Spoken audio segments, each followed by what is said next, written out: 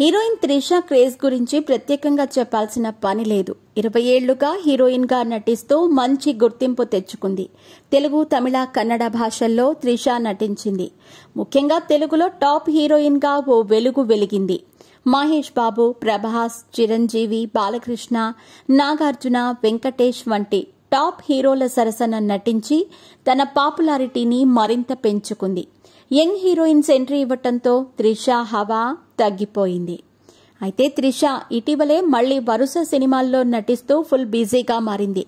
పొన్నియిర్ సెల్వం 2 పార్టుల్లో అలరించిన త్రిషా తమిళ star hero Vijay, Lokesh Kanagaraj కాంబినేషన్లో తెరకెక్కిన Leo సినిమాలో హీరోయిన్ గా నటించింది. ప్రస్తుతం చిరంజీవి సరసన విశ్వంభర సినిమాలో హీరోయిన్ గా నటిస్తోంది. ఇదిలా ఉంటే తాజాగా త్రిషపై నిర్మాత సంచలన ఆరోపణలు చేశారు.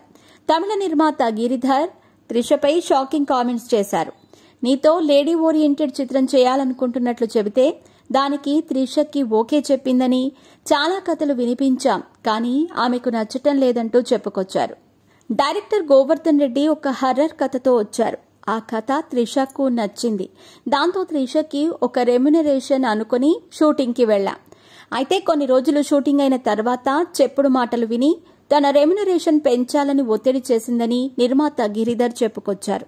₹1 కోటి డిమాండ్ చేసిందని, అయితే ఇవ్వలేమని, కావాలంటే తమిళ శాటిలైట్ హక్కులు ఇస్తామని చెప్పామని, ఎంత బతిమాలినా వినలేదని చెప్పారు.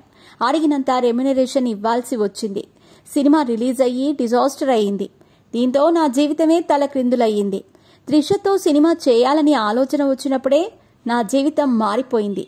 దీనికి కారణం దర్శకుడు త్రిష అంటూ నిర్మాత సంచలన వ్యాఖ్యలు చేశారు. ఇక త్రిష వ్యక్తిగత జీవితానికి వస్తే ఆమె ఓ బిజినెస్ మ్యాన్ ని పెళ్లి చేసుకోవాలనుకుంది. నిశ్చితార్థం వరకు వెళ్లిన వీరి పెళ్లి అర్ధాంతరంగా ఆగిపోయింది.